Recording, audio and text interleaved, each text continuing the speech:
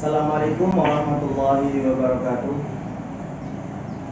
Alhamdulillahirrabbilalamin. Pada kesempatan kali ini kita dapat berjumpa kembali, yang mana pada mata kuliah administrasi dan supervisi pendidikan, yang mana pada pertemuan kali ini kita akan membahas tentang pengertian dan konsep daripada administrasi pendidikan tersebut. Nah, di dalam pengertian administrasi pendidikan terdapat dua kata, yaitu mengenai tentang administrasi dan pendidikan. Nah, perlu kita ketahui terlebih dahulu apa itu administrasi dan apa itu pendidikan. Nah, di sini administrasi berasal dari bahasa Latin dan terdiri dari dua kata juga, yang mana yaitu ad dan ministro. Nah, kata ad berarti intensif dan ministro berarti melayani, membantu atau membimbing. Nah, jadi pengertian daripada administrasi tersebut secara etimologi adalah melayani atau mengabdi secara intensif terhadap subjek tertentu. Di dalam administrasi itu ada pengertiannya secara sempit dan secara luas. Pengertian administrasi secara sempit yaitu kegiatan pengelolaan administrasi pada hakikatnya adalah pencatatan harian atau pendokumentasian kegiatan, pelaksanaan berbagai kegiatan surat menyurat dan pembuatan laporan. Di sini hanya tertuju pada sekiranya pelaksanaannya itu hanya mencakup pendokumentasian saja. Nah, sedangkan administrasi secara luas, pengertian secara luas, yang mana dikemukakan oleh Albert Lepowski, mencakup organisasi dan manajemen, yang mana di sini tertuju pada organisasi dan atau manajemen dalam suatu pendidikan. Nah, kemudian kita mengarah kepada definisi tentang pendidikan. Menurut Undang-Undang Sisdiknas Pasal 20 Tahun 2003, pendidikan merupakan upaya yang terencana dan sadar untuk memfasilitasi proses belajar mengajar peserta didik, sehingga mereka dapat mengembangkan potensi diri secara positif. Nah, di dalam pendidikan juga ada suatu tujuan, yang mana tujuan tersebut mencakup pengembangan kekuatan spiritual dan keagamaan, pengendalian diri, akhlak, kearifan lokal, serta aspek-aspek lain yang relevan dengan identitas diri siswa tersebut.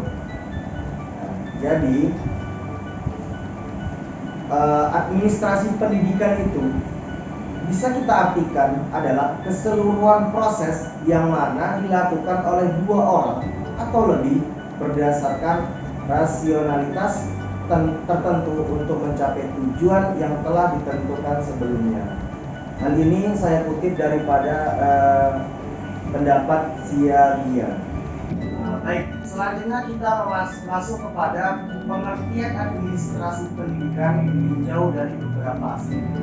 Di sini menurut Sucipto dan Kosasi, administrasi pendidikan itu dapat dilihat dari beberapa aspek penting.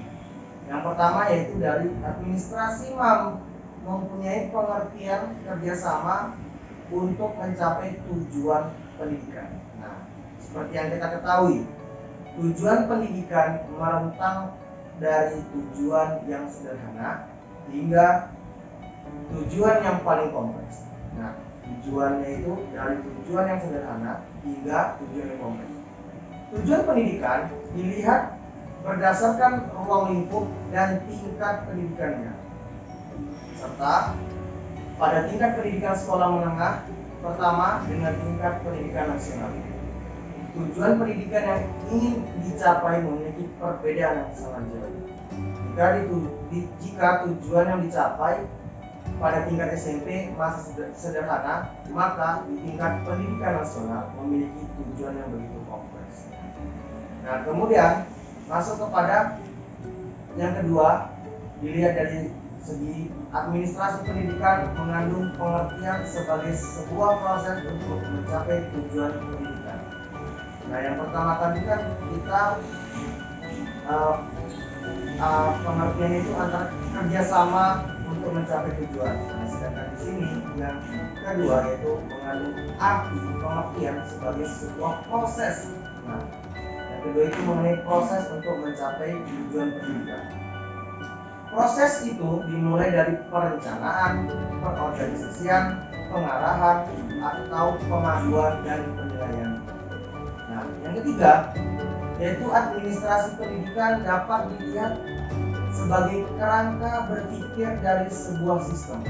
Sistem di sini adalah keseluruhan yang terdiri dari bagian-bagian yang saling berinteraksi dalam suatu proses perubahan masukan menjadi keluaran, di mana orang-orang yang terlibat di dalamnya saling berinteraksi dan saling bertukar pikiran mengenai pendapat dan pengetahuan mereka, sebagaimana interaksi antara guru dan murid, murid dan sesama murid, serta guru sesama guru. Kemudian masuk yang keempat yaitu administrasi pendidikan juga dapat dilihat dari segi manajemennya.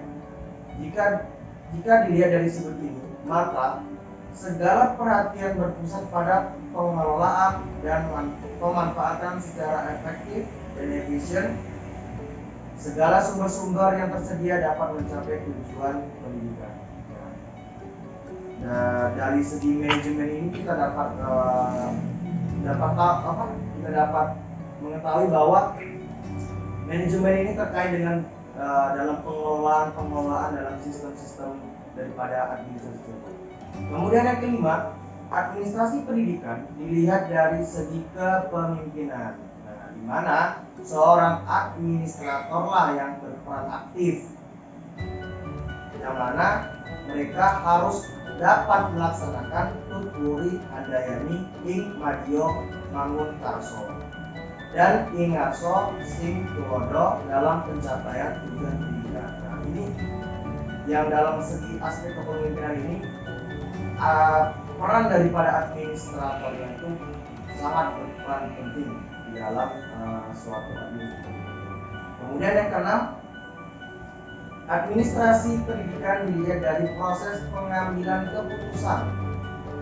Dalam melakukan kerjasama, tentunya ada seseorang yang memimpin suatu kegiatan tersebut. Nah, administratorlah yang harus mampu memecahkan segala masalah yang dihadapi dengan mengambil keputusan yang tepat dan bijak. Kemudian yang ketujuh, administrasi pendidikan dilihat dari segi komunikasi, memiliki pengertian yang mana usaha untuk membuat orang lain mengerti apa yang kita maksudkan dan kita mengerti apa yang dimaksudkan oleh orang lain tersebut.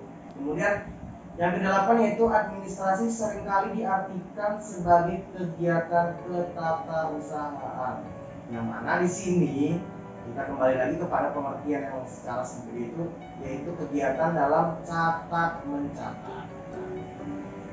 Baik, selanjutnya kita masuk kepada asas-asas administrasi pendidikan. Dalam administrasi pendidikan terdapat dua asas yang dapat dipergunakan sebagai landasan kerja kegiatan administrasi pendidikan di sekolah. Yang pertama yaitu ada asas idil. Asas idil ini yang mana pelaksanaan administrasi pendidikan di suatu negara tergantung pada sistem pendidikan yang dianut oleh suatu negara.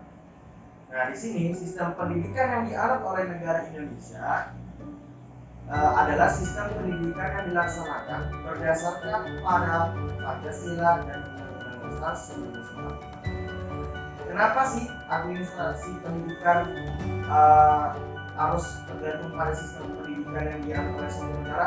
Karena administrasi pendidikan pada hakikatnya adalah subsistem pendidikan secara luas. Maka landasan ini dipergunakan dalam kegiatan administrasi pendidikan di sekolah juga Pancasila dan Undang-Undang Dasar 1945.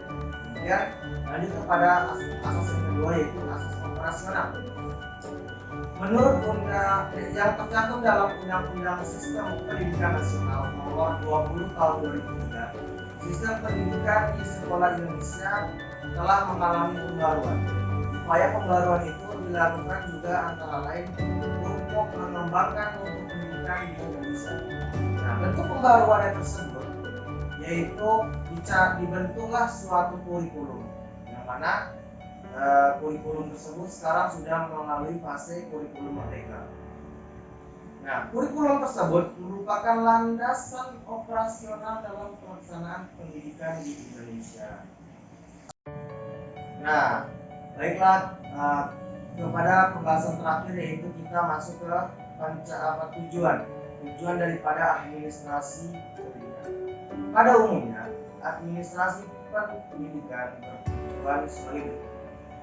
Yang pertama itu tercapainya fleksibilitas dalam proses administrasi pendidikan. Yang kedua, terwujudnya efisiensi dan efektivitas pelaksanaan administrasi pendidikan. Terus yang ketiga, terlaksananya kontinuitas administrasi pendidikan. Yang keempat, terlaksananya pendidikan seumur hidup yang disipliner dan berpedoman pada linearitas keilmuan. Kelima, efektivitas produksi. Dan keenam, efisiensi. Yang ketujuh, kemampuan menyesuaikan diri. Yang kedelapan, kepuasan pribadi. Itu secara garis umum administrasi mempunyai 8 tujuan. Nah, tetapi ada administrasi pendidikan yang dapat dilihat dari beberapa aspek. Tujuannya yaitu yang pertama, mencapai sinergitas kinerja pengelolaan pendidikan. Yang kedua,